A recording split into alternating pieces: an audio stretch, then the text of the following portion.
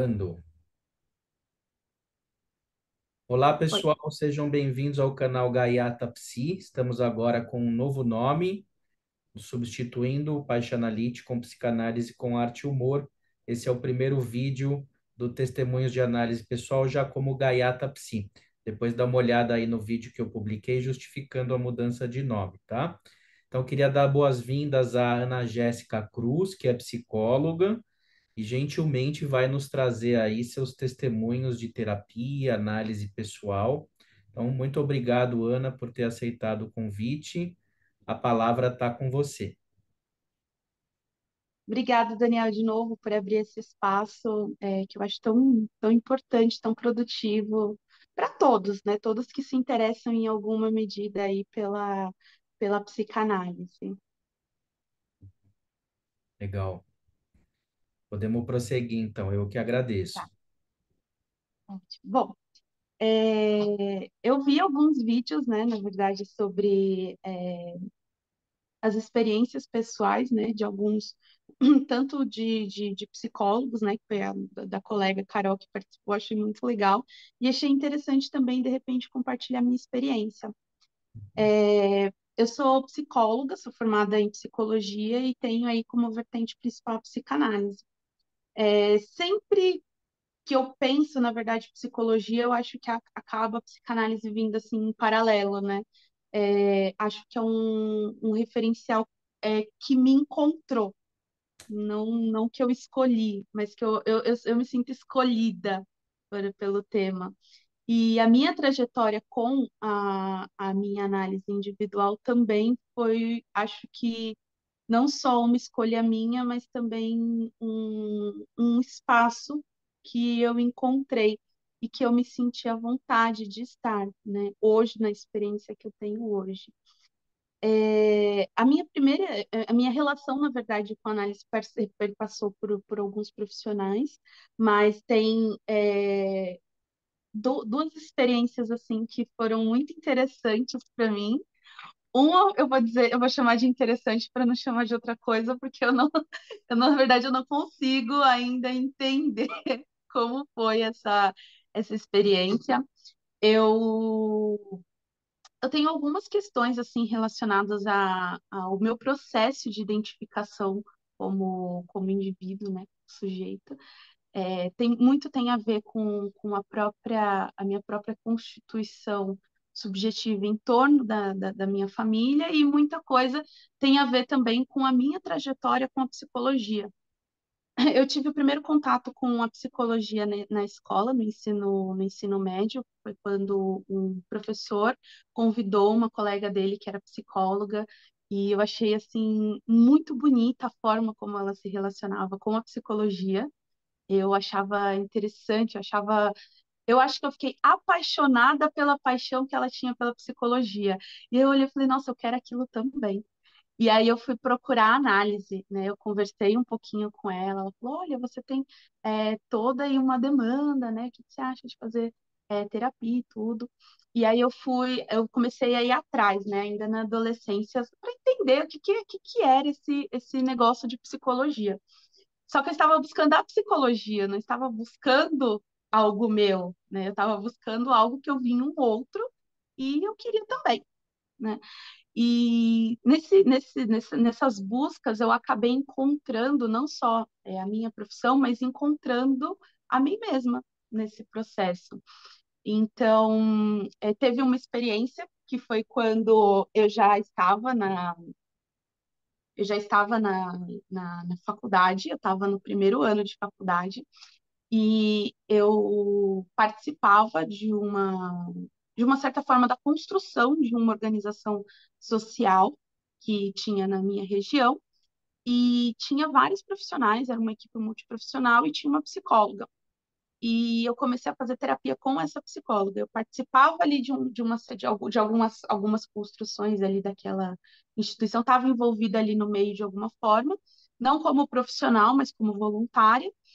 E aí eu comecei a fazer terapia com essa psicóloga. O que eu me lembro, na verdade, é que ela tinha se identificado como humanista. mas eu não tenho muita certeza hoje, eu não tenho muita certeza da abordagem dela.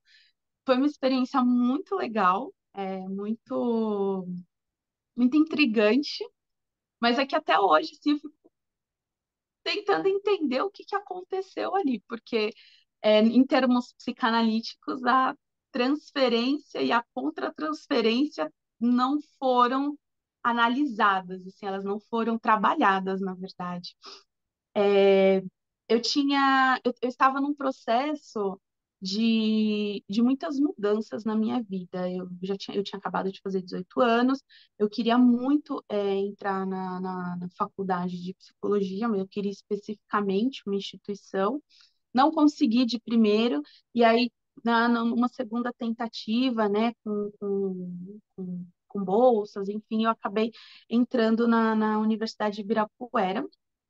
E, e aí eu comecei a ter um contato com aquilo que eu achava que era psicologia, que era você ajudar as pessoas, assim. A psicologia ajuda, ela é quase como se fosse uma muleta para a pessoa andar, ajudar a andar. Esse foi o início ali da minha trajetória. Então, eu não sabia muito, né, sobre psicologia, eu não tinha tido contato com a psicanálise até então. Eu estava muito vislumbrada ainda com os aspectos da faculdade ainda, e eu estava morando sozinha. Eu estava começando o processo de morar sozinha, estava começando com um processo também de dizer um pouco mais da minha sexualidade, na questão da identificação sexual, né? Porque quando você é hétero, você é normativo, você não se apresenta assim, né? Ninguém fala assim, ah, oi, eu sou Ana Jéssica, eu sou heterossexual, né? Mas aparentemente, para uma pessoa que faz parte da comunidade LGBTQIA+, ela precisa, né? E eu não tinha essa necessidade, mas eu sentia que eu vivia num meio em que existia essa necessidade de eu fazer uma afirmação, né, sobre a minha sexualidade, coisa que, na verdade, eu ainda estava em processo de entendimento mesmo, né? E o rompimento com a religião foi muito importante para que isso acontecesse. Né? Eu estava num processo de muitas mudanças, muitas rupturas e muitas tentativas de construção de coisas. Então, né, eu entrei na terapia com tudo isso, mas sem querer falar sobre tudo isso. Eu entrei querendo falar da psicologia, né? A psicologia como se fosse algo que viesse a mais para mim, não algo que eu pudesse expor aquilo de mim, né? E a terapeuta até então, ela entrou nessa pegada, e aí ela falava comigo sobre a psicologia, especificamente a psicologia dela. Ela não falava sobre como a psicologia estava me influenciando, mas como a psicologia poderia me influenciar. Então, aquilo começou a rolar como uma forma quase que didática, né, da coisa.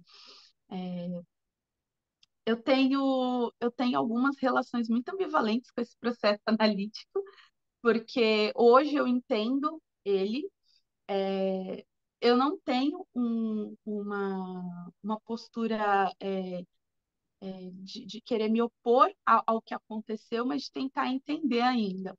Por quê? Porque como eu estava nesse processo de desligamento da religiosidade em específico, ela me falava muito sobre. Então, ela começou a falar, inclusive, de aspectos favoráveis à religiosidade ou à crença de algo, né? Ela não falava necessariamente da religião, mas eu me sentia assim. Então, de uma certa forma, eu sentia como se ela não me desse o aval para me desligar necessariamente daquilo. E não era me desligar da igreja, na verdade, eu estava num processo de desligamento da fé de uma divindade, né? Que era uma coisa que eu fui constituída daquela forma. Eu fui criada numa família onde a religião ela não era algo a mais, ela era o centro primordial, né? Então, a Igreja Católica, assim, então, por exemplo, eu passava muita parte do meu tempo na adolescência dentro da igreja, na verdade, a minha infância dentro da igreja, e eu estava num processo de me entender e o meu entendimento sobre a divindade era, na verdade, de que ela não existia.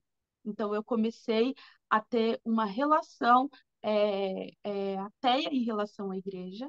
E aí, fora isso, teve os acontecimentos a mais, né? Que era tanto de entender que não só a mim, mas outros colegas também que eu conhecia, não só não praticava, mas também quanto era o oposto daquilo que a religião exigia da gente. Então, por exemplo, a própria questão da sexualidade, isso era muito forte para mim, porque eu sabia o que eu era, eu sabia do meu desejo, eu só não sabia onde o meu desejo se encaixava. E o meu desejo não se encaixava na religião, né? E nem num aspecto de divindade. Eu não tinha efetivamente esse desejo. Eu queria muito acreditar no começo, mas para mim começou a se tornar uma coisa do tipo: por que que eu preciso acreditar? Eu precisava acreditar, eu precisava daquilo. Eu fui ensinada que todo mundo precisa daquilo, né? E não é aquilo que precisa de você, você precisa daquilo.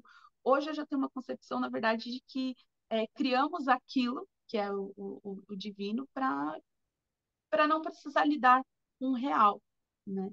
E isso estava sendo muito difícil para mim, porque se eu desapegasse daquilo que era divino, eu não tinha nada, porque aquilo era o mais importante. Então não existia eu, existia o eu em relação àquilo que me foi ensinado. E eu estava indo contra. Então o que que eu era? Sabia. E aí eu acabei entrando numa relação de querer a autorização de alguém para ser, para existir, né? Como se eu sabia o que eu queria ser, mas eu queria que alguém falasse para mim que era certo, que era bom, que era a melhor escolha, né? Então, eu estava indo morar sozinha, eu estava iniciando o curso de psicologia, eu estava nesse processo de dizer ao outro o que eu era, sem saber o que eu efetivamente era, e estava lá na minha frente uma analista que estava me dizendo, me aprovando ou me desaprovando em algo que eu fosse fazer. Então, eu falava alguma coisa relacionada, por exemplo, a sexo, né? E aí ela me vinha com uma pergunta: mas você acha que isso era certo? Aí, ela não me disse que era errado, mas só dela perguntar, já colocava em mim de que não era. E aí eu me sentia mal.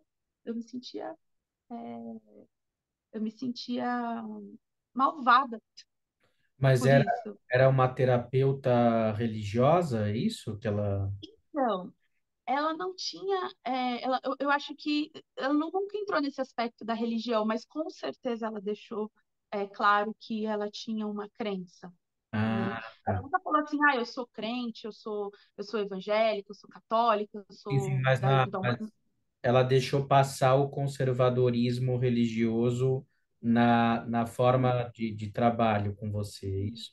isso. E, na verdade, não só assim, não no aspecto de moralidade, mas de proteção.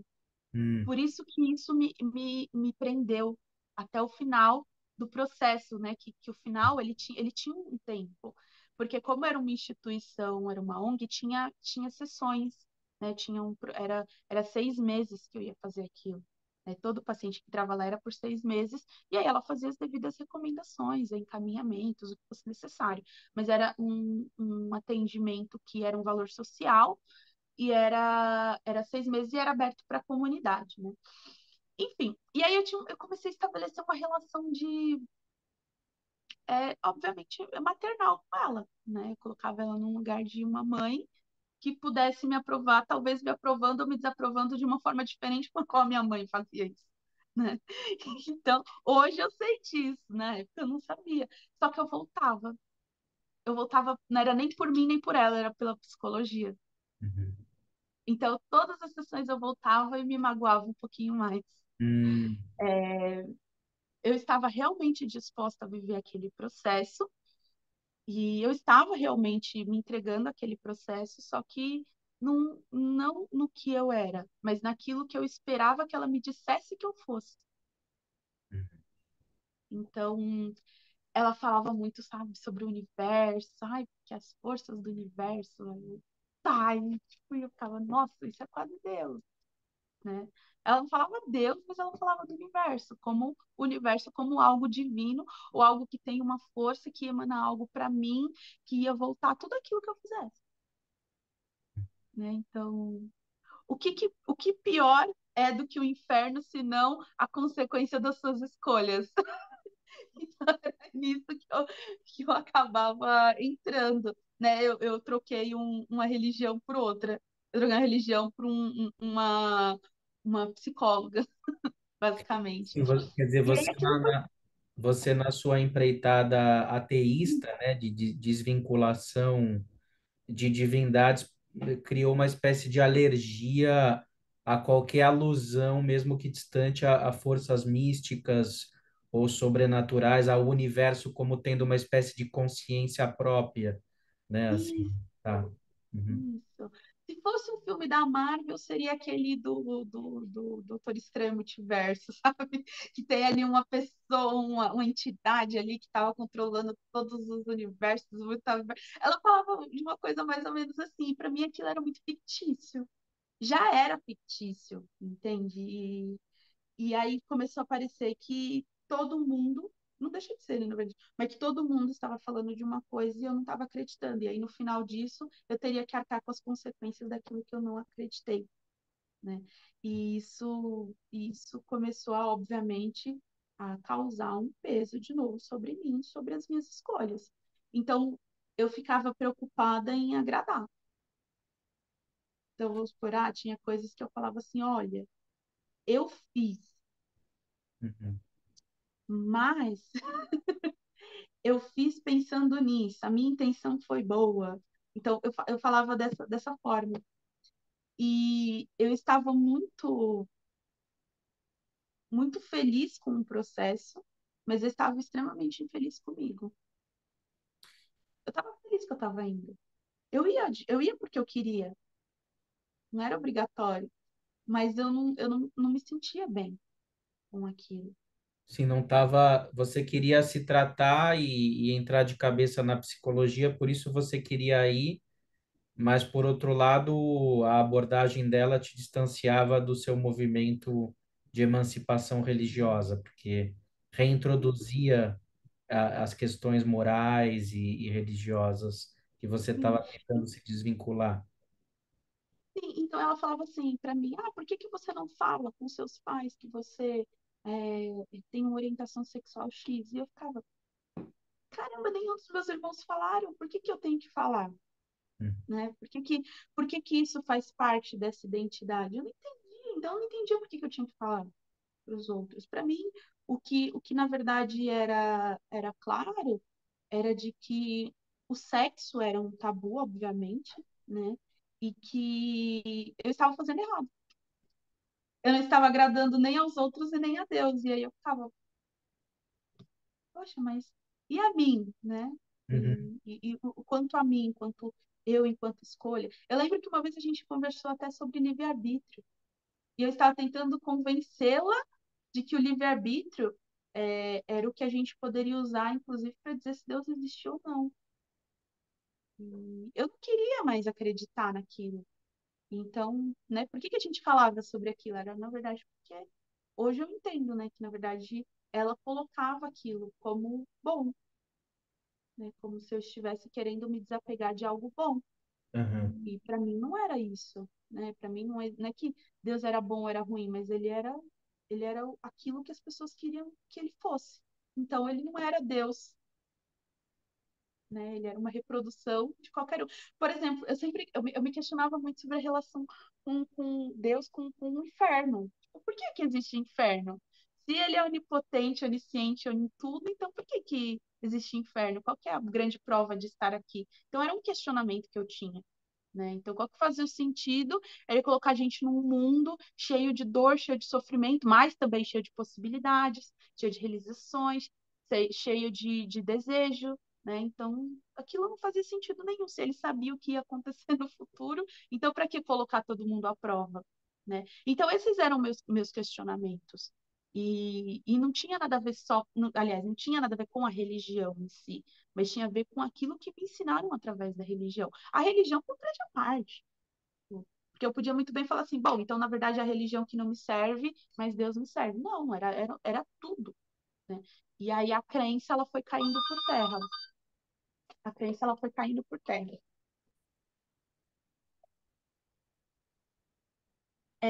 Enfim, aí eu não queria mais aquilo. Quando eu decidi que eu não queria mais aquilo, eu estava tentando convencer as pessoas o porquê aquilo era bom para mim.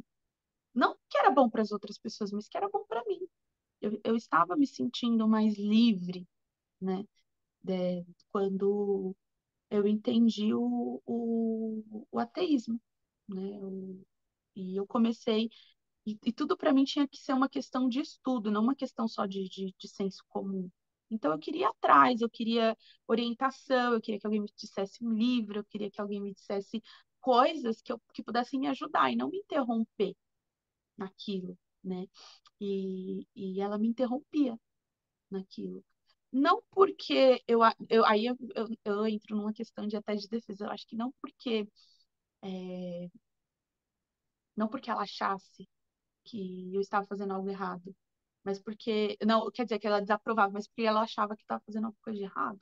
Então, ela de uma certa forma, não dizendo necessariamente, mas ela fazia eu me sentir mal com algumas das minhas escolhas. Então, ela ovacionava outras escolhas que eu fazia. Por exemplo, na época, eu estava num relacionamento heteroafetivo. E então, era uma pessoa muito boa, era uma pessoa muito generosa comigo, mas não era uma pessoa que eu amava. Assim, um amor romântico, né? Eu tinha um carinho muito forte, eu tinha um amor muito forte, como eu tenho pelos meus irmãos, pelos meus primos, né? Eu tinha muita gratidão, inclusive, por tudo de bom que essa pessoa fazia para mim, mas eu não tinha amor, ao amor romântico. Então, quando eu falava alguma coisa em relação a essa pessoa com quem eu me relacionava, que ela aprovava, ela ovacionava. Tipo, olha que legal. Olha, você está reconhecendo o lugar dela na sua vida. Olha, você está posicionando essa pessoa na sua vida como. E quando eu fazia uma coisa que desaprovasse, como por exemplo a traição, ela ficava questionando, mas por que você fez isso com fulano? Ele era tão bom para você, né? Tipo, né? Por que não ser grato às coisas que o universo te dá? E aí eu ficava tipo, que eu não quero que o universo tá me dando E por que que o sexo não pode ser uma coisa que o universo te dá também? coisas que eu não queria. O universo me dava macho, o universo me dava um sexo que não correspondia àquilo que eu queria. O universo me dava um psicólogo que não me atendia, que não me ouvia. O universo não estava me dando nada que eu queria. Então, eu acertava as coisas que o universo me dava. E isso era engraçado, porque é, ela tinha expectativas sobre mim. Então, por exemplo, ela tinha muita esperança sobre mim. E, e eu estava tentando corresponder. E aí esse que entrou um problema. Teve uma vez, inclusive, que, assim, nossa, por muita disposição dela, ela aceitou, a gente tinha que fazer, na faculdade, a gente tinha que fazer uma entrevista com uma psicóloga, e o grupo que eu formei não tinha experiência nenhuma com psicologia, só eu fazia análise, e falei, ah, vamos lá entrevistar a minha analista, se ela deixar. Perguntei para ela, ela super de bom grado, com muita disposição, recebeu o meu grupo.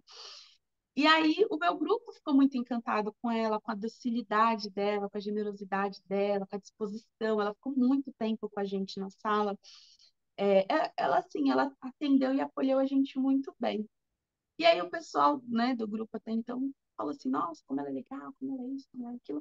E aí de novo eu senti a necessidade de corresponder àquela atenção, né?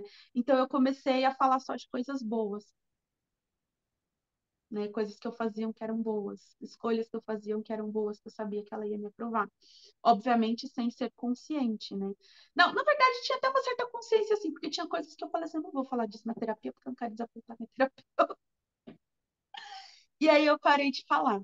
Bom, aí deu os 6 meses, acabou o processo de análise, só que eu continuei em contato com ela, né? Eu adicionei ela no rede, eu gostava de falar com ela, E aí, na última sessão que a gente. Uma das últimas, não foi a última, na verdade. Mas uma das últimas sessões que a gente teve, ela tinha tido um período de férias dela, né? Ela foi viajar. E quando ela voltou, ela me trouxe um presente. Um presente que, inclusive, eu guardo até hoje. E eu não sei o porquê que eu guardo. Ela foi para o Chile e ela me trouxe uma cadernetazinha com um lápis muito bonito. Muito especial, eu senti aquilo. E ela fez um desenho de uma mandala, né? Tipo, ela desenhou lá uma mandala. E aí tem uma frasezinha, alguma coisinha assim do tipo, você é capaz de coisas incríveis. E eu agradeci, achei muito legal, mas a única pergunta que eu consegui fazer para ela foi: eu estava no Chile, estava pensando em mim. E aí ela falou, aí eu, tá. E aí nunca mais a gente falou sobre isso. É, Bom, eu sinto ela gostava de você, te amava e tinha uma ideia de bem para você, né? isso, exatamente como minha mãe. Isso te incomodou, porque não era esse Como tipo minha de mãe. universo que você estava buscando. Não, eu não estava buscando uma mãe, eu já tinha uma mãe, né? E aí eu decidi ter um contato com ela como amiga, Hum. né? Para, de novo, corresponder esse presente que o universo me deu, eu tinha que segurar esse presente. E aí eu, tá bom, eu vou ter um contato com ela como amiga. E aí ela, tipo, eu conversei, né, pra ela, falei que eu tava sentindo muito pelo final do processo e tudo, tal. E aí ela falou, então me adiciona no Facebook, vamos, né, vamos ser colegas um dia. Eu, tá.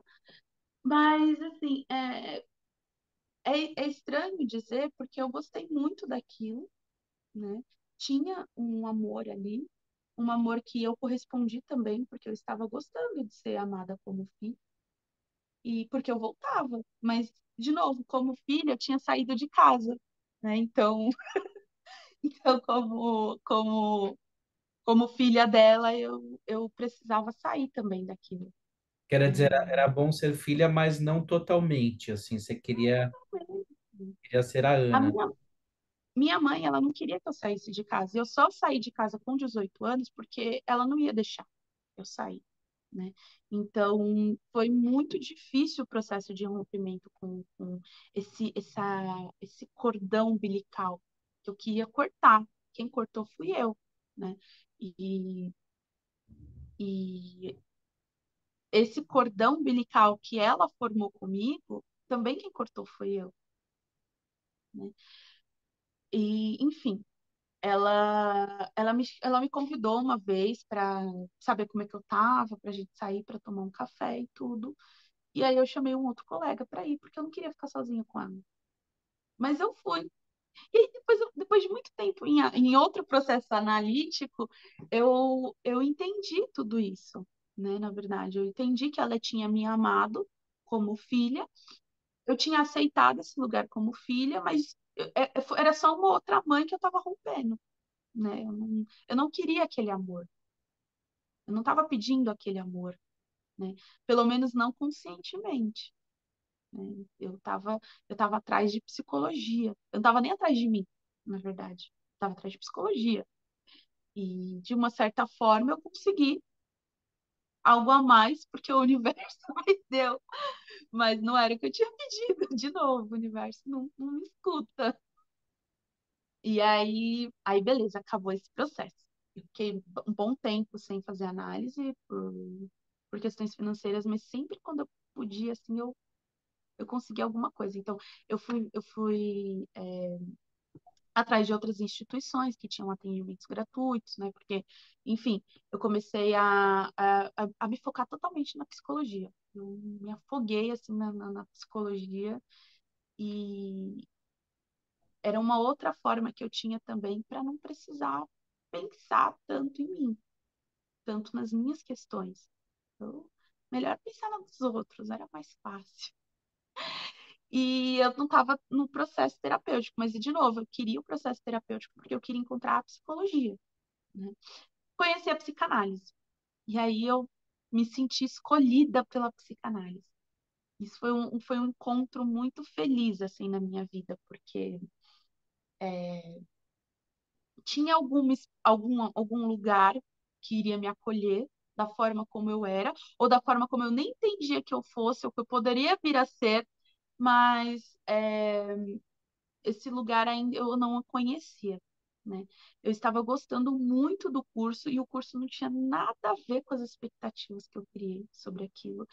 Começar a entender que a psicologia não ajuda ninguém do jeito que eu achava, Sim. mas eu comecei a encontrar um amor muito grande pela psicologia, porque eu comecei a encontrar a humanidade, aquilo que era humano. Não tinha uma explicação divina que ia dizer sobre a bondade, a maldade, os acertos, os erros, o que era realmente um acerto, o que era um erro.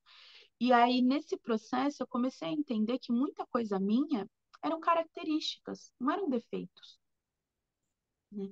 Então, é, por mais que a psicologia ela não seja um curso para, escutem bem, não é um curso para você se entender, mas foi um curso muito importante na minha trajetória para eu me encontrar.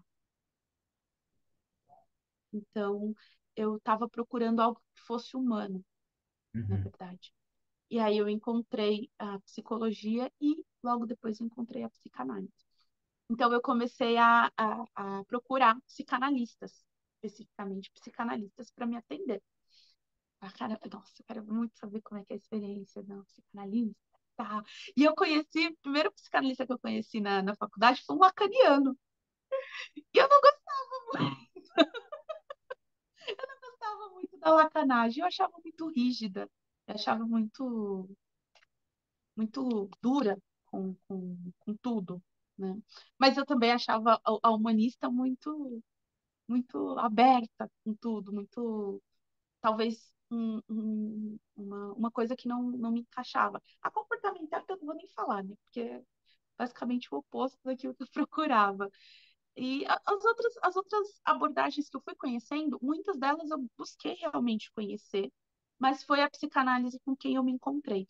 Eu conheci alguns professores que eram psicanalistas, achava muito interessante, formei grupos de estudos, fazia parte de monitorias e tudo aquilo que eu podia aproveitar da faculdade e do curso, eu aproveitei. Então eu falava assim, bom, agora é hora de eu ir atrás da psicanálise. E aí eu abri tudo que eu precisava, assim, eu entrava na psicanálise, tudo na psicanálise. Todo, toda a minha energia eu voltava para aquilo. Eu comecei a trabalhar como estagiária de psicologia e eu comecei a conhecer, né, o transtorno do desenvolvimento infantil. E um dia o meu supervisor, que era psicanalista, ele foi e falou: por que que você não faz terapia? Aí eu falei pra ele, né? Eu falei, não faço porque é caro, não sei o quê, psicanalista é caro, eu queria fazer psicanálise. Então procura um psicólogo que tenha uma abordagem que te contemple, mas faça, porque você precisa se encontrar. E aí eu fiquei, mas de onde você tirou que eu preciso me encontrar? Ele sabia, eu não. E aí eu falei, putz, um psicanalista falou que eu precisava me encontrar, então eu vou atrás de mim, vou me encontrar. E aí eu procurei um psicanalista, e é com quem eu faço análise até hoje, né? Não, na verdade teve um anterior, olha só, olha o atalho, estou escondendo outro. Eu fiz primeiro uma tentativa de análise com um analista lacaniano e eu não gostei. Foi muito ruim, assim, para mim. Primeiro porque ele deixava, obviamente, eu falar, né? Eu fiz 3 sessões só. Ele deixava eu falar. E aí, no final, parecia que ele tinha que me dar um retorno daquilo. Eu ficava esperando um retorno mesmo. Eu sentia que eu ficava esperando um retorno. Só que ele me dava retorno. E eu sentia de aprovação e de desaprovação. E eu achei aquilo uma experiência muito ruim, né? Foi bem esquisita. E aí eu tomei um corte, né, na última sessão.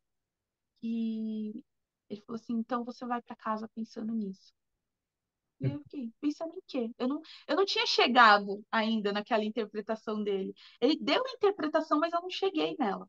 E ele não esperou eu chegar. Eu não, ele fez um questionamento, ele deixou um questionamento no ar. Eu nem lembro do que era, para ser sincero. E eu não consegui chegar naquele questionamento. Então, ele fez um corte, eu fui embora e nunca mais voltei, né? E aí eu veio essa experiência com esse analista que eu tô hoje. Quer dizer, De novo, é curioso porque tanto numa experiência de psicologia humanista, que em parte você disse que não era psicologia, porque você queria uma psicologia que aquela terapeuta não estava fazendo e você se sentia julgada, né? Numa psicanálise, que então seria a libertação, numa psicanálise lacaniana, você também se sentiu julgada, né? Então é só interessante a gente fazer esse paralelo, se você me permite, evidentemente, claro, né? Porque na talvez verdade, tenha eu uma não. coisa que, além desses terapeutas ou psicoanalistas, seja a sua em relação ao julgamento que existe na religião, né? Que é de onde você tentou o tempo Hum. todo se desvincular, né? E o que foi assim pesado também, porque eu não me senti só julgada, eu me senti burra também, porque eu não consegui alcançar. Uhum. Então, na verdade, o retorno que eu falo que era no final, que eu esperava um retorno dele, né? Eu falei, falei, falei, falei. Agora eu espero um retorno, né? Espero que você diga algo, pelo menos que me conforte. Era isso que eu acho que eu estava buscando, né? Diga algo que me conforte. E ele, ou ele não dizia nada, né, durante as minhas falas, ou no final ele dizia alguma coisa que eu não alcançava aquela interpretação. Eu acho que era isso. E aí eu me sentia desafiada, né, enquanto estudante, a entender aquilo. Só que eu não sei se talvez o vocabulário eu não entendia, ou o vocabulário até rebuscado mesmo, talvez eu não entendia. Era, era uma coisa que talvez mais me intimidou do que conseguiu me colocar no processo, Você não né? se Porque como eu falei, conectou, né, com a linguagem, né? eu fiz 3 sessões, eu não tinha mais. Aí foi aí que eu já tinha um pouquinho mais de experiência com a análise. Eu pensei assim, bom, se eu não quero voltar, talvez é porque também ele não me queira lá. E realmente ele não queria, porque hoje eu penso que era uma coisa que eu faria, né? Tipo, eu não voltei e nunca mais falamos sobre isso, não me mandou uma mensagem, não me mandou um e-mail, eu simplesmente não voltei, né? E ele também não sei se ele, nem sei se ele notou que eu não fui mais. Ele não disse, olha, eu comprei uma bugiganga aqui no Chile, te amo, venha de volta aqui.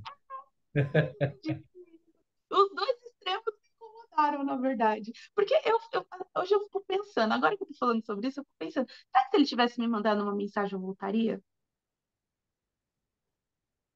Não sei, né? Mas eu não queria ser amada, mas eu também não queria ser rejeitada, né? Complexo, Então, né? eu Complexo. tava ali, tava muito nos extremos de É, tudo, né? Da é. extremo. E aí, foi, agora, olha as coisas voltando. A primeira sessão foi assim. Eu cheguei, né? E, tipo, eu tinha acordado pelo telefone. Eu liguei, na verdade. Eu liguei, acordei pelo telefone. E depois ele me mandou mensagem, né? Aí mandou mensagem, eu respondi. E tudo muito, muito, assim, tudo muito pontual. Assim, né? Tipo, muito formal, na verdade. Prezada, tipo, a primeira mensagem que ele mandou pelo WhatsApp, prezada Ana Jéssica, conforme conversamos, sabe? Tipo, uma coisa assim, né? Não, Formal. não nessas palavras que eu tô falando, mas foi uma coisa assim, nessa intensidade, foi assim que eu senti, essa formalidade. E quando foi a primeira sessão, eu me arrumei pra ir. Eu me arrumei séria e eu não tinha. Eu não tinha nem roupa, para ser séria, na verdade. Eu trabalhava como estagiária com criança, então minhas roupas eram todas folgadas, largas. Eu pensei muito antes de ir para análise, né? Porque eu estava esperando a psicanálise. Eu estava esperando o tal do me encontrar. Eu estava esperando o que que a psicanálise iria dizer, né, de mim, né? E a psicanálise não era aquele cara e não disse nada, né? Aí eu fiquei, tipo, naquela expectativa, naquela vontade, assim. Cheguei no puta tesão e o cara me cortou. com a seriedade, com aquela cara de mousse de queijo branco. Não tinha, sabe o que parecia? Não tinha vida, sabe? Não Agora, tinha sim, é muito rico isso, porque você traz dois extremos e você não se adaptou a nenhum dos dois.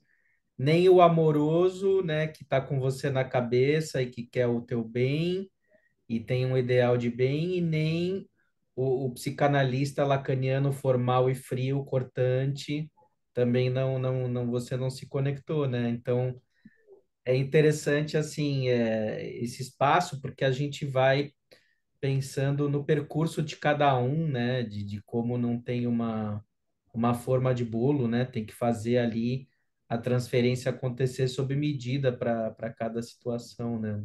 Independentemente ali de um certo rigor invariável de um método, né? De uma postura invariável do terapeuta ou do psicanalista, né?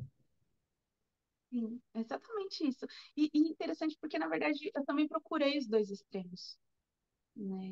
Eu estava procurando algo que nem a psicologia nem a psicanálise podia me oferecer, se eu não estivesse atenta à pergunta que eu estava me fazendo, né?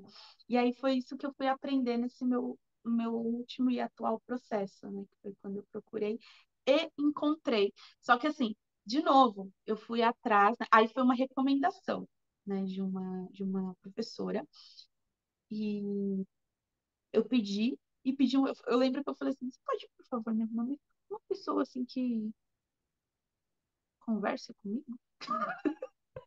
Que fale comigo, uma pessoa que não seja tão rígida. E aí acho que eu contei até essa experiência, que eu não tinha gostado de um psicanalista lacaniano. Ela falou assim, olha, tem um amigo que é psicólogo, psicanalista freudiano. Aí eu, vamos lá pro Freud, vamos ver o que Freud tem para me ofertar. De novo, eu fui atrás de uma abordagem, eu não fui atrás de mim, né? E só que aí esse daí ele conseguiu pegar o gancho, tipo, ele Ah, conseguiu entender. Aí foi essa primeira experiência. De novo, eu fui de novo pronta, linda e arrumada para encontrar a resposta daquilo que eu queria, que eu nem sabia o que era. Eu queria encontrar um psicanalista ou uma psicanalista, né? E aí, na verdade, quando eu peguei, ela tinha até me perguntado, você tem preferência por homem ou por mulher? Eu quase que fiz um trocadilho, não fiz na hora, mas eu falei assim, não, eu vou nos dois. Eu fui. Quando eu cheguei lá, na verdade, quando eu entrei em contato, era um homem. E aí eu fiquei um pouco na resistência, de novo, de ser um homem, porque já ia, que é uma coisa que a gente vai falar depois, né? Que era seria a terceira experiência. E eu não sabia necessariamente se eu queria. Mas, de novo, eu fui lá para encontrar a psicanálise, não para encontrar a mim mesmo ou qualquer coisa que o equivale. E eu encontrei. Eu cheguei lá, era de novo, um psicanalista engomadinho, arrumadinho. Esse povo psicanalista, os homens, né, eles gostam assim de uma barba assim na régua, né?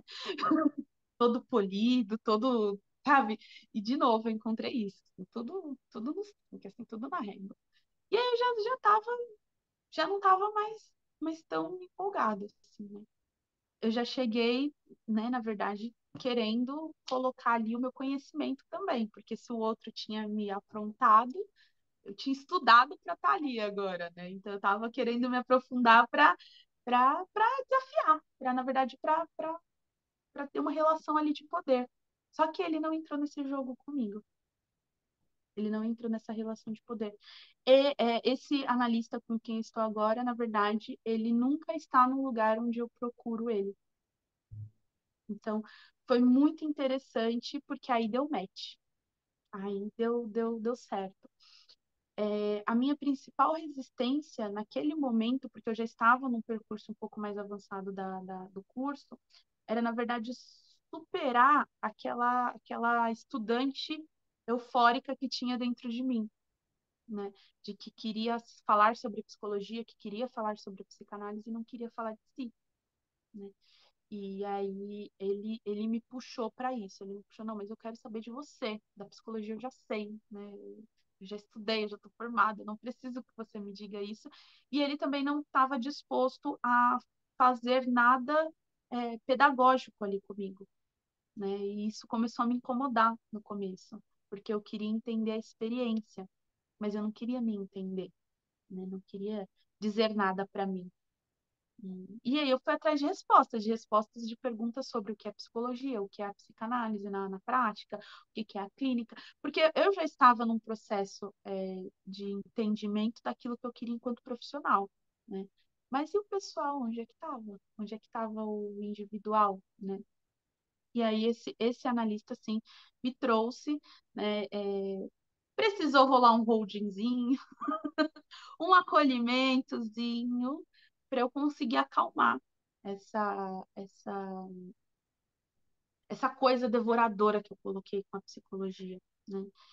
E já moldada nos outros processos que eu tinha, as outras experiências que eu tinha experiência do que eu não deveria ser, ou do que eu não deveria, que eu não queria ser, né?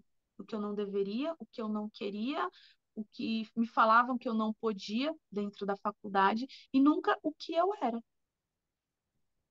E ele me perguntou. Na verdade, teve uma sessão que foi muito interessante porque ele falou assim, eu fui falei para ele, falei, eu vim atrás de respostas. Ele perguntou, né, na verdade, mas o que você veio fazer na análise? Né? E eu falei, eu vim atrás de respostas. E aí ele me perguntou, e qual que é a pergunta? Eu não sabia qual era a pergunta. Eu não fazia ideia de qual que era a minha pergunta, porque eu já tinha as respostas que eu queria. Eu não queria mais ser uma pessoa religiosa, eu não queria mais acreditar em Deus, eu não queria mais viver uma vida compartilhada com outras pessoas, eu queria viver sozinha, eu não queria ter filhos, eu não queria ser uma psicóloga positivista que jogava flores nos pacientes e presentes nos pacientes, mas também não queria ser aquela psicanalista rígida, sem emoção, sem conexão com o humano.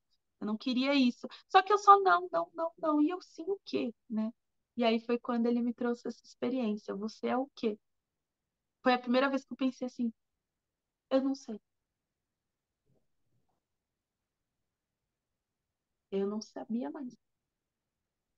É, e dentro desse não ser, né, do que eu não podia, do que eu não queria, do que as pessoas não deixavam, eu, eu me perdi. Eu não sabia o que eu queria efetivamente, né? E isso era muito fácil fazer com que eu rompesse limites. Então eu rompi os meus limites, eu rompi os limites das pessoas às vezes, e isso não me fazia bem, obviamente, isso me esgotava, e isso podia esgotar qualquer outra pessoa, na verdade, mas as pessoas também poderiam esgotar os meus limites. Então eu fazia tudo com muita voracidade, inclusive procurar um terapeuta, né? Entregando para o terapeuta todas as possibilidades de respostas que eu queria, sem saber necessariamente qual era a pergunta. Então, eu tive que voltar várias casas atrás para entender qual que era realmente o meu jogo, né? Então, por exemplo, essa relação assim, por exemplo, de se assumir. Se eu assumir o quê? Assumir para quem? Né? Eu não sabia naquela época exatamente como formular essa pergunta. Hoje eu sei, né? Ninguém se apresenta como, olá, eu sou fulano, eu sou heterossexual, ninguém faz isso, né? Então, por que que uma pessoa que está dentro de uma comunidade precisaria fazer, né? Se para mim já estava tudo bem, se para as pessoas com quem eu convivia já estava tudo bem, né, entre aspas. A questão com o religioso, o rompimento efetivo mesmo, já tinha acontecido. Eu só queria uma resposta de me sentir bem com aquilo que eu tinha escolhido. E a resposta estava em mim mesmo, né?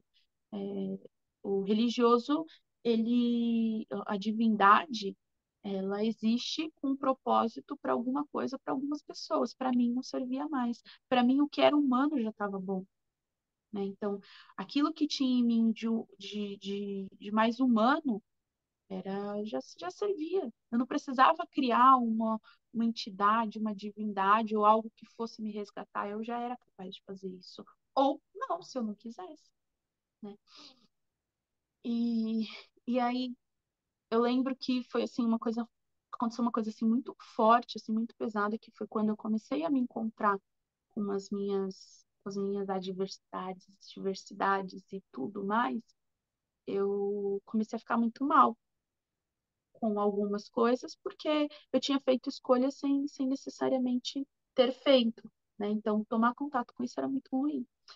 E eu precisava de alguém que acolhesse isso sem me julgar, de que eu pudesse me sentir livre e à vontade de dizer as coisas. E, e eu acho que quando o meu analista entregou essa possibilidade de humanidade no acolhimento dele, foi quando isso se tornou possível. E quando eu encontrei a analista que eu queria ser, isso também se tornou possível, porque eu entendi que, na verdade, eu buscava algo que era humano. É só isso. Eu lembro muito que Você teve. procurava ser a humanidade, dar voz à humanidade e a Ana que existia aí o tempo todo, que só precisava ser ouvida e ter um lugar, mas sem exagero, sem amores absolutos, sem ser maltratada, sem ser cortada, sem ser relegada a um abandono ou a uma angústia, né, em si. Mas simplesmente um reencontro com você mesma, né? E você encontrou eco nessa análise, então, para isso, né? E acho que superar um pouco também da rigidez das coisas, né? As coisas não precisam ser tão rígidas assim. Ah, por exemplo, o, o, o lacaniano que me deu um corte, ele me deu um corte e eu não tinha entendido. Até hoje eu não entendi muito bem qual que era realmente a interpretação. Na verdade, às vezes eu fico pensando se de repente não era a ansiedade dele de dar corte, né? Porque eu não entendi. Eu fico pensando, eu não cortaria um paciente assim, se ele não tivesse alcançado, se não tivesse entendido. E aí, obviamente, quando você se torna analista, começa aquelas comparações, né? E eu fico, eu não cortaria uma pessoa por cortar, porque parecia que foi isso, né? O corte que eu tomei. Tinha se passado 20 minutos de análise, eu tinha dito uma coisa que talvez não tenha agradado, ou que talvez eu não tinha alcançado ainda a complexidade daquilo, e eu tô forte. Tu vai para casa pensando nisso. Eu fico pensando em quê? Não sei o que eu devo pensar. E aí eu encerrei. E né, esse processo analítico que eu estou hoje, também junto com o conhecimento que eu vim adquirindo na faculdade, começar a entender que, na verdade, eu procurava alguma coisa para me sentir confortável com aquilo que eu já tinha escolhido, né? Então, era muito além de defeitos e virtudes, eram características, né? E isso era uma coisa que talvez o processo analítico pudesse me ajudar. Ah, você é uma pessoa assim, assim, assado, isso não é bom. Depende do ponto de vista. Depende do ponto de vista de quem está falando, né? Se eu sou uma pessoa legal, bacana, depende do contexto que a pessoa está me encontrando, depende daquilo que a pessoa da forma como a pessoa está me vendo. Às vezes uma pessoa chata, rude, sem limites, ou qualquer coisa assim, também depende da pessoa que está vendo, né? Aparentemente a gente é moldado para agradar. E aí isso nos torna, às vezes, até volátil, suscetível àquilo que é do outro, não é teu. E eu estava procurando algo que fosse meu, né? Eu lembro, eu não sei, Dani, se posso falar da experiência que eu tive com você dentro de sala de aula, assim, no sentido de supervisão. Posso, né? Sim, Eu lembro que até mesmo o olhar que você tem pelo outro acaba se tirando essa rigidez. Porque quando eu conheci você, você era o lacaniano, polido, sério, sabe? E era difícil, às vezes, de entender aquilo. Era difícil de entender, inclusive, a teoria, porque a teoria em si já é difícil, né? E aí, se você está lidando no meu campo de vista, enrijecimento de novo, aquilo fica difícil também. E aquela forma aquela didática também era enrijecida, E eu tinha um olhar. Quando a gente começou a fazer supervisão, né, na verdade, eu acho que talvez foi inclusive quando você também começou a mudar a tua relação com a psicanálise. Eu não sei se foi o encontro de tudo isso, as coisas mudaram. E clinicamente falando, você trouxe uma coisa que foi muito importante para mim. Você falou que todo psicanalista era como se fosse um artista, né? E cada um faz a sua arte. E eu estava pronta para aquilo. De novo, eu precisava que alguém pudesse dizer que aquilo era bom, porque eu não estava vendo uma clínica rígida para mim, eu não estava vendo uma clínica que precisava de técnicas rigorosas para mim, né? Eu queria algo humano dentro da psicanálise.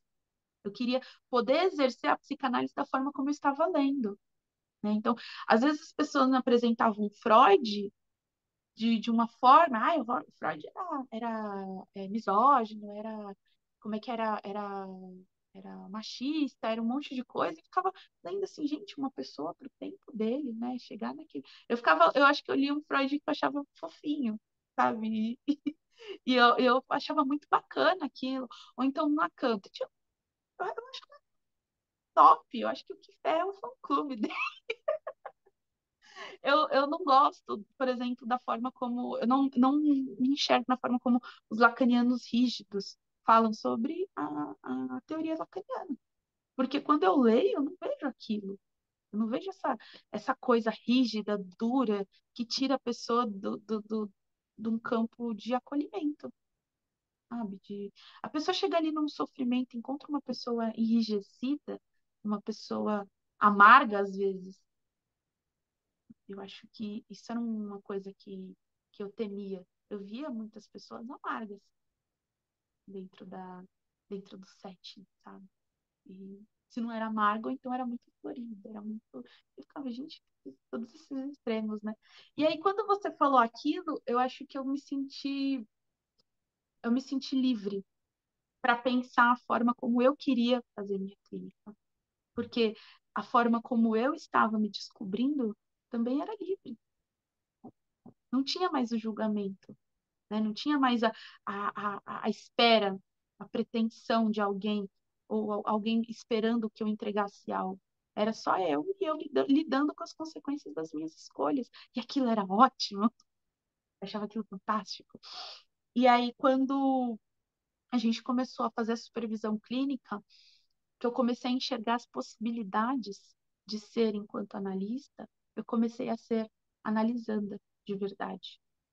Eu me permiti sair desse lugar de estudante, de quem estava procurando respostas, e comecei a focar em mim e nas perguntas. E até hoje eu tô assim, sabe? Sempre me fazendo perguntas novas, sempre me fazendo questionamentos novos. O que que eu sou? O que que eu poderia ser no sentido de futuro? O que que eu estou almejando para mim? Qual que é a minha relação com o outro? Então, hoje mesmo eu penso a minha clínica como uma clínica de possibilidades, não uma clínica de, Freud me disse isso, Freud disse aquilo, né?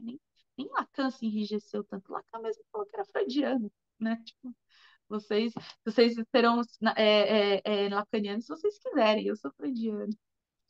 O Winnicott, eu adorava o Winnicott, mas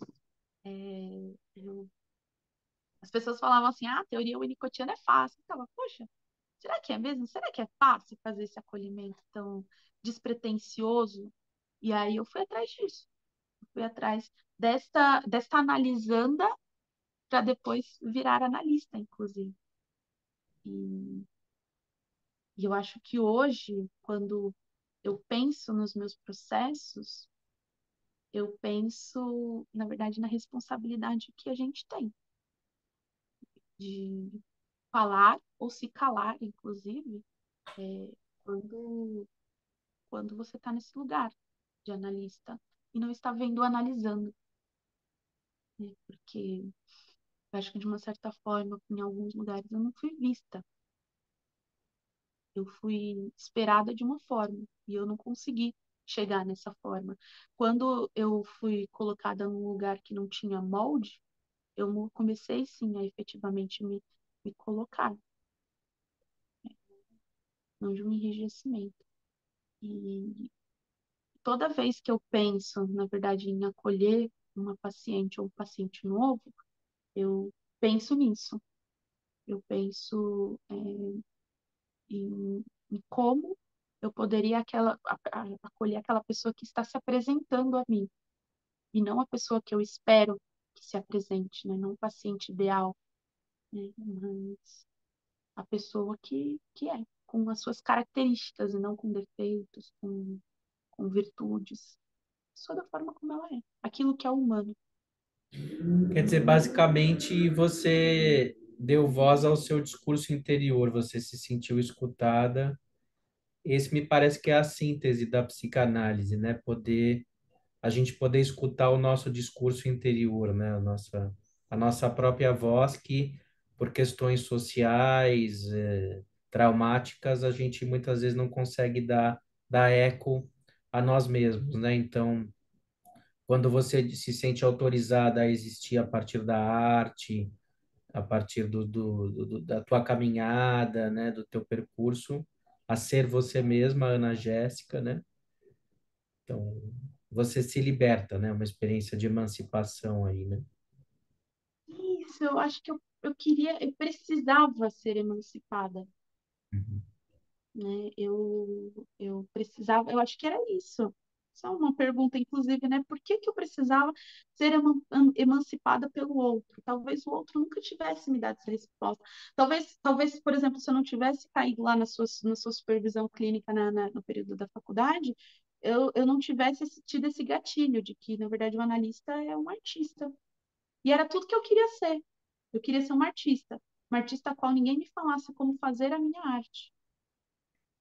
E aí, fazendo uma brincadeira, né? Quer dizer, não é porque é Ana Jéssica Cruz que você precisa viver sendo crucificada. Eu carrego já a minha cruz no nome. E tem essa questão da cruz na religião, porque, né, vindo da católica, todo mundo o padre falava às vezes, cada um tem que carregar a cruz que Deus deu. E eu ficava, poxa, mas eu já tenho cruz no nome, ainda tenho que carregar mais uma. Pra quê? Para chegar no final ainda e ser crucificada na cruz que eu carreguei. Não quero. Eu não quero. Eu acho que já basta o inferno que eu crio para mim mesma. Eu não preciso do inferno dos outros, sabe?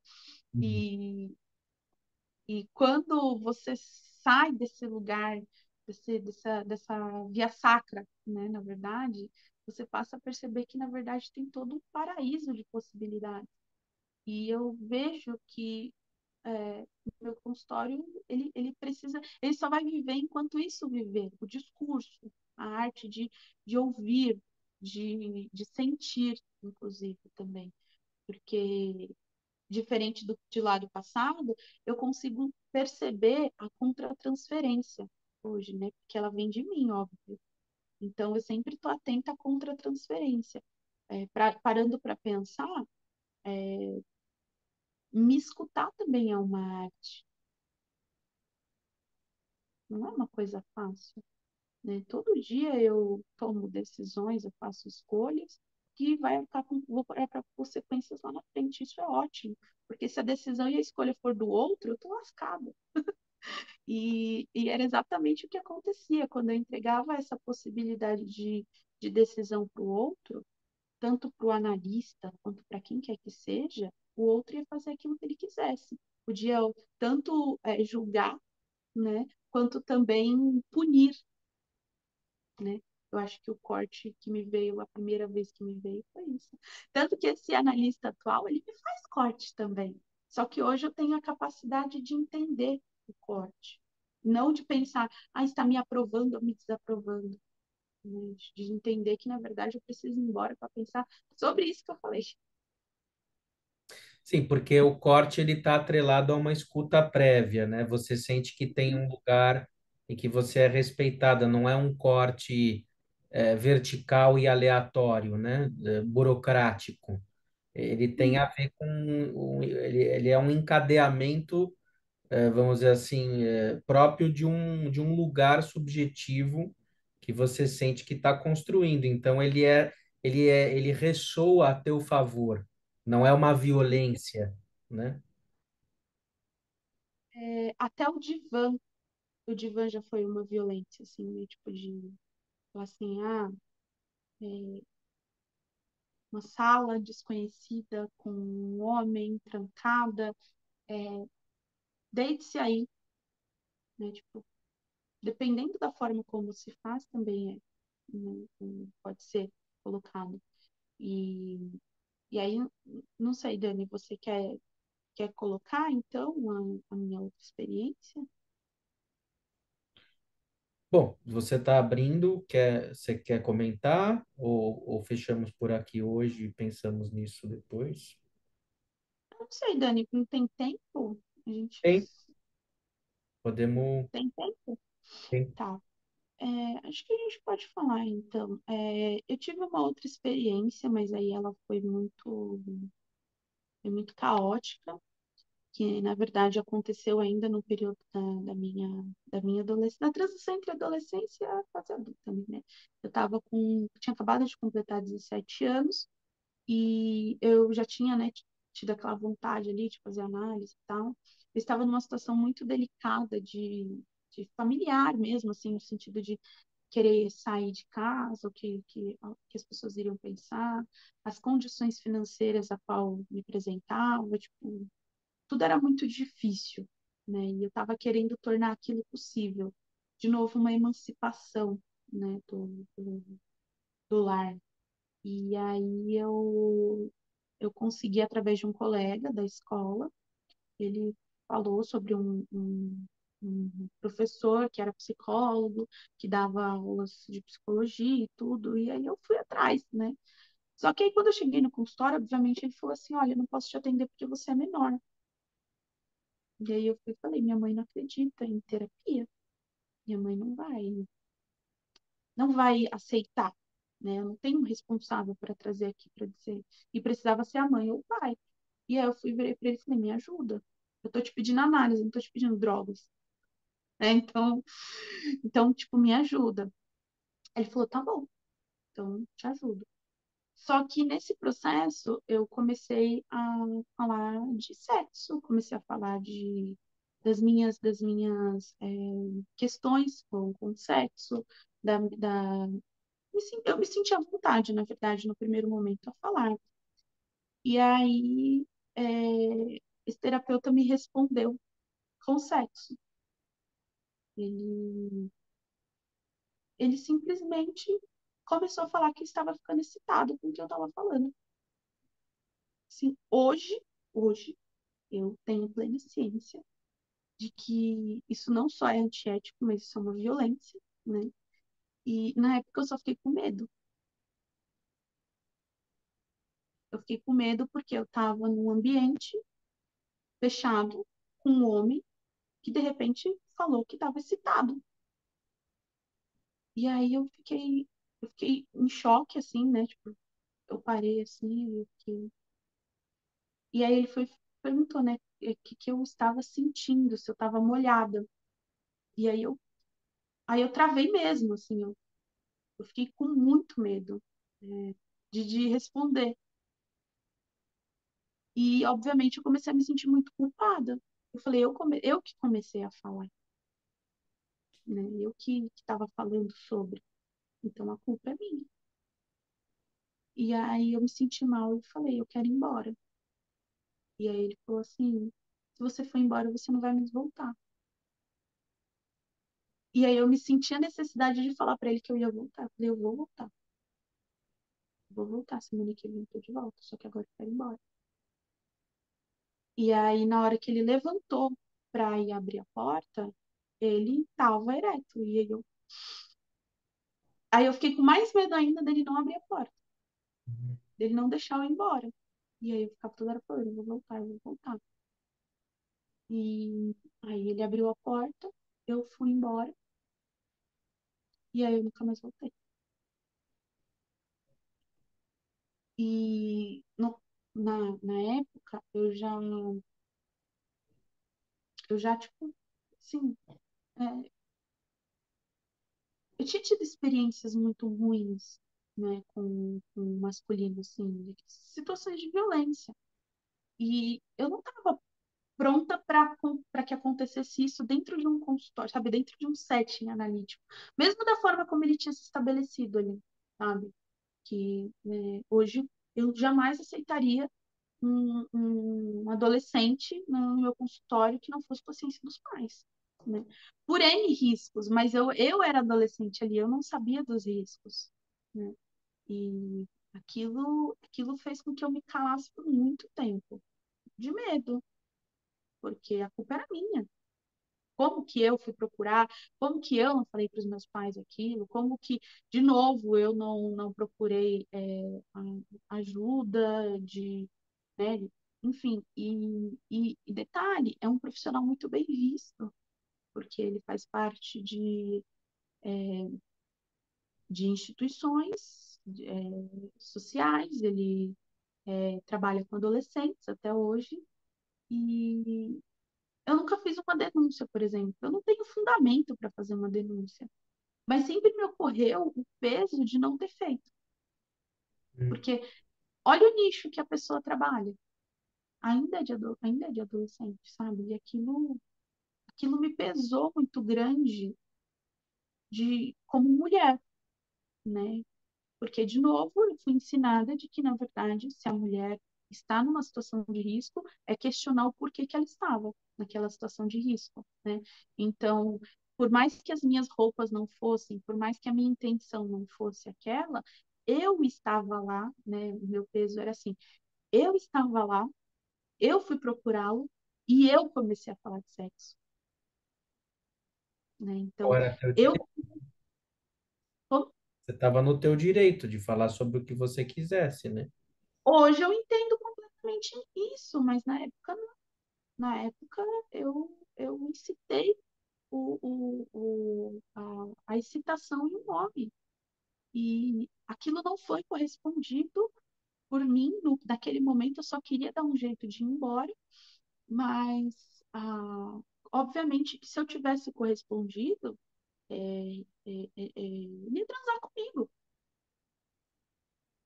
Tipo, não é de uma forma metafórica, era concreta mesmo. Ele falou que estava excitado, ele levantou e eu vi. Eu fiquei muito assustada com aquilo.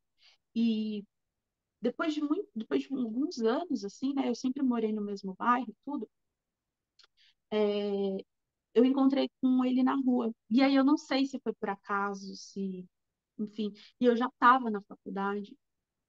E aí eu fiquei com medo, né? Eu estava na porta da minha casa, eu morava sozinha já. E eu fiquei com medo. E aí ele chegou perto, assim, perguntou como eu estava e tudo. Falei que eu estava bem, que estava tudo indo. Não falei que eu morava sozinha, eu já tinha essa coisa de não falar para as pessoas, principalmente para homens que eu não morava sozinha, porque é aquela questão da segurança, né? Eu não falei que eu morava sozinha. E aí ele chegou assim, perguntou tal como eu estava. E eu falei que sim. E aí ele foi, tipo, pôs assim, pegou assim no meu cabelo, assim, pôs pra trás, sabe? E falou assim, como você tá bonita. Aí de novo eu travei. De novo eu senti, anos depois eu senti aquela vulnerabilidade anterior, né? E aí eu pensei, né? Eu falei, eu vou conversar com alguém sobre isso. E aí eu perguntei para um professor na época, da faculdade já, se era normal a gente sentir medo do analista. Só que assim, o professor não sabia do que eu estava falando. E a resposta dele falou: por que que você iria numa análise que você sente medo do analista? E eu não conseguia expressar aquilo, não conseguia dizer. Eu nunca tinha dito para ninguém aquilo, né? E aí ele falou: não se vai para análise quando você tem medo do analista. E aí eu fiquei tipo: e se o analista for o agressor? Né? O que que acontece? E eu sei que até hoje essa pessoa ainda, né, se coloca como psicólogo, trabalha com adolescentes e tudo. Eu já pensei várias vezes em fazer denúncia, mas que fundamento que tem? Nem, Bom, o fundamento é o teu testemunho, né? É o que você mas fala. até aí eu vou lá no CRP, eu falo isso que aconteceu há anos atrás E aí alguém vai falar assim, você tem provas? Só que não. No máximo, quando você vai chamá-lo, perguntar, ele vai falar que não também, né? E aí, enfim, isso me trouxe um medo muito grande, porque aí depois eu não queria mais, né, fazer análise com homem. Que foi aí, inclusive, né, por isso que eu fui encontrar aquela pessoa, por isso que eu queria fazer dar certo, né? Eu queria que a análise com aquela psicóloga desse certo, porque a primeira eu fiz dar errado, Ah, né? E isso foi pesado para mim, porque eu fiquei com dois processos analíticos que foram ruins, muito ruins para mim.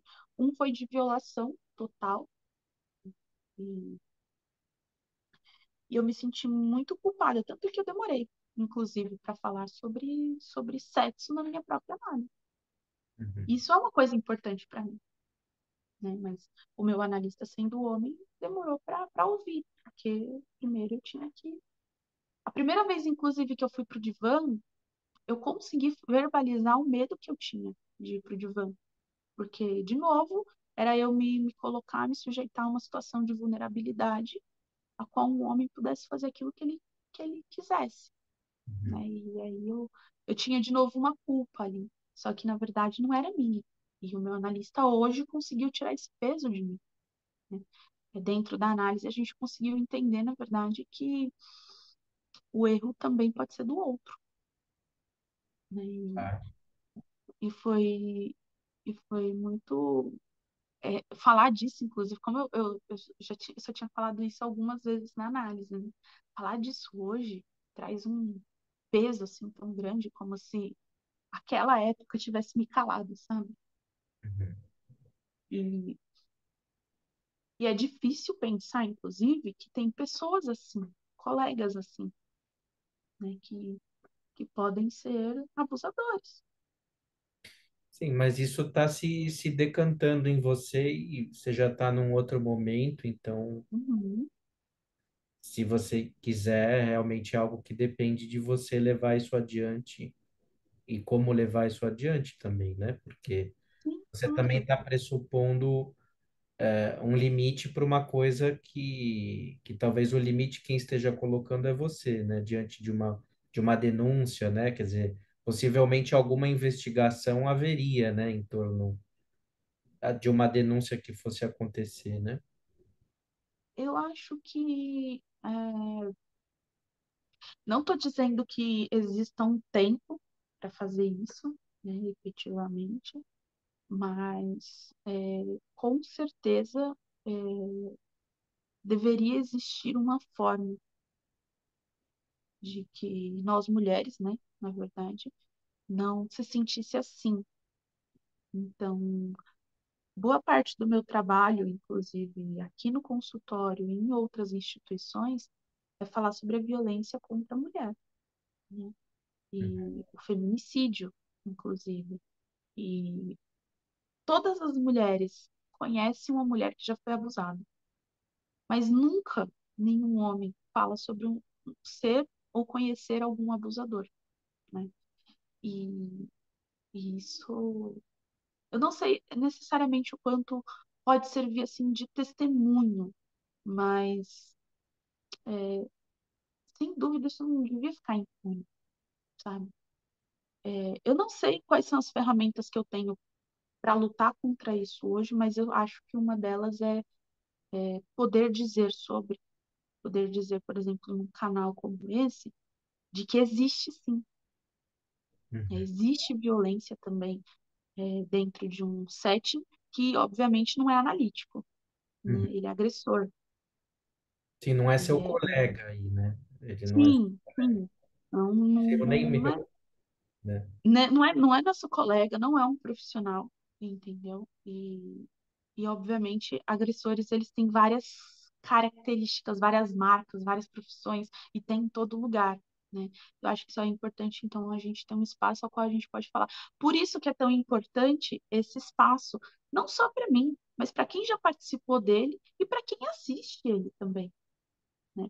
Para poder colocar, dizer sobre. Eu acho que uma forma, inclusive, de combater a violência é falar sobre ela.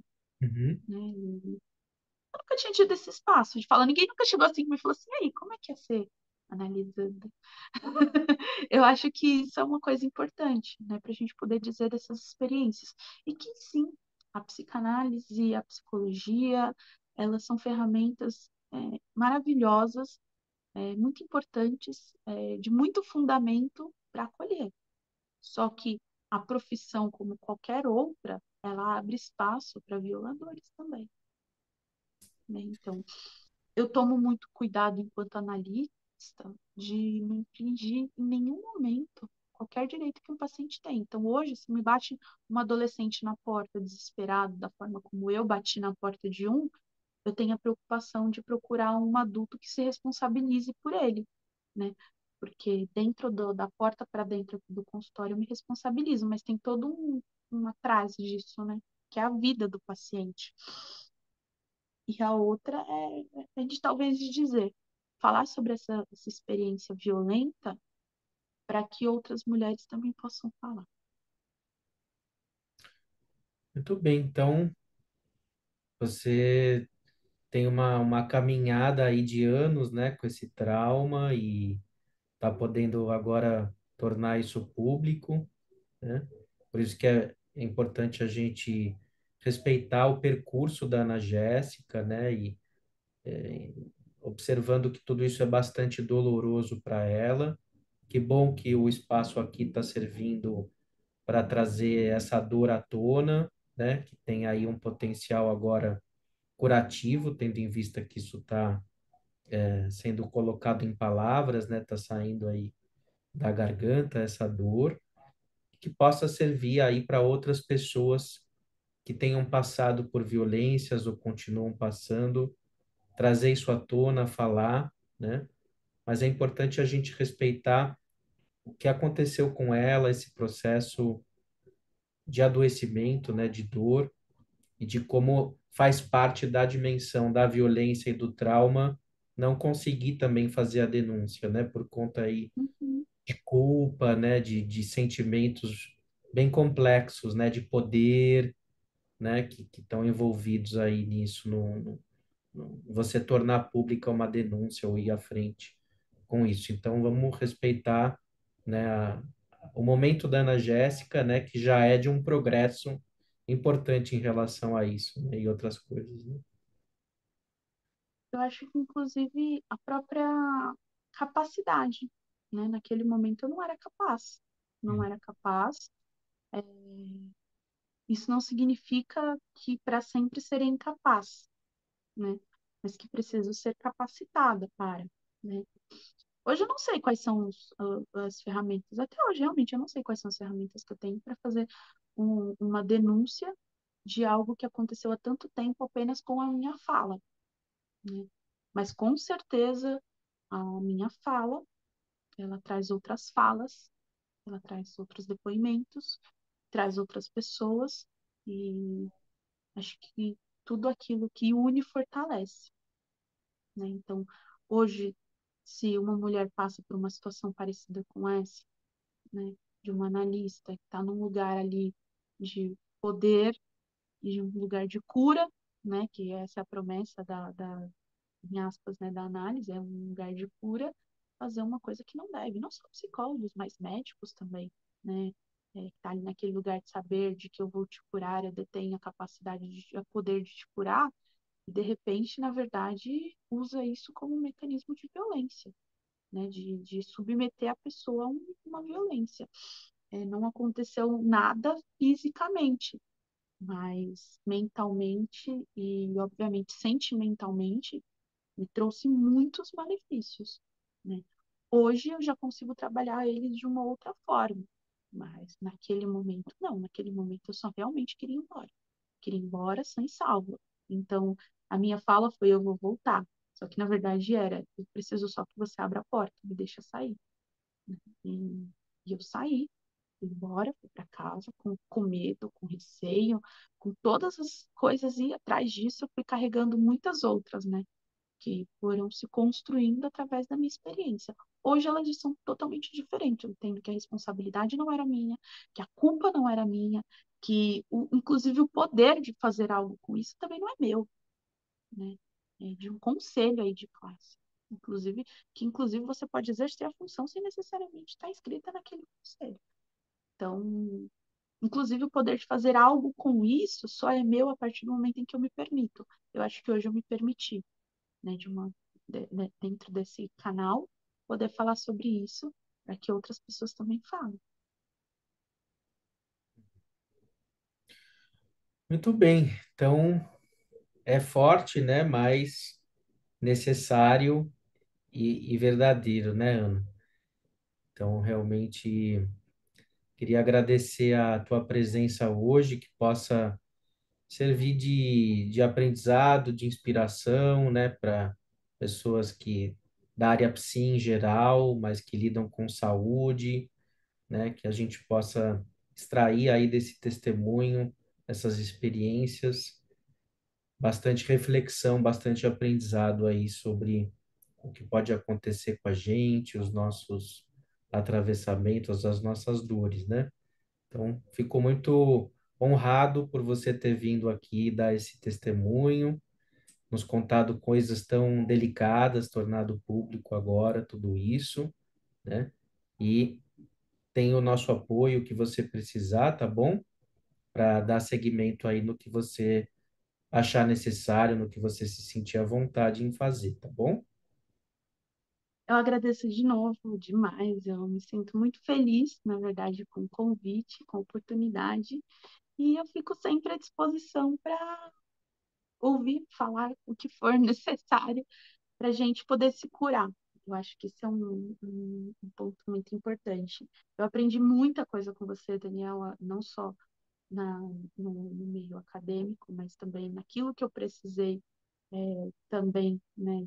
Encontrei em você um grande colega de parceiro de acolhimento também, e eu acho que esse canal ele é muito importante para que as pessoas possam dizer sobre si, talvez, né, o que está nelas está em outras pessoas também. Não de forma subjetiva, mas a própria pergunta, a própria capacidade de responder as próprias perguntas. Eu acho que isso é uma coisa muito importante. Então, de novo, eu agradeço esse espaço e os outros espaços também que você abre e promove esse lugar de escuta. Eu que agradeço, sem dúvida, né, não só hoje, mas as nossas parcerias, as nossas trocas têm sido de grande aprendizado para mim também, e a ideia do canal é tornar isso público para que essas vivências, essas experiências não fiquem restritas a círculos pequenos, né, mas que possa expandir para a gente melhorar o atendimento humano, né, escutar as pessoas e podendo lapidar melhor o nosso trabalho através dessas narrativas aqui do canal. Então, mais uma vez, muito obrigado, Ana. E gostaram do vídeo, pessoal? Deixa aquele like, compartilhem. Vamos ajudar aqui a comunidade Gaiata Psi a crescer, né? E quem tiver testemunho de análise pessoal, tiver algum tema de interesse para gravar aqui, entre em contato gaiatapsi23@gmail.com e teremos um prazer em recebê-los. Seja gaiato. Tchau, Valeu. Dani. Um abraço, tchau. Tchau, tchau.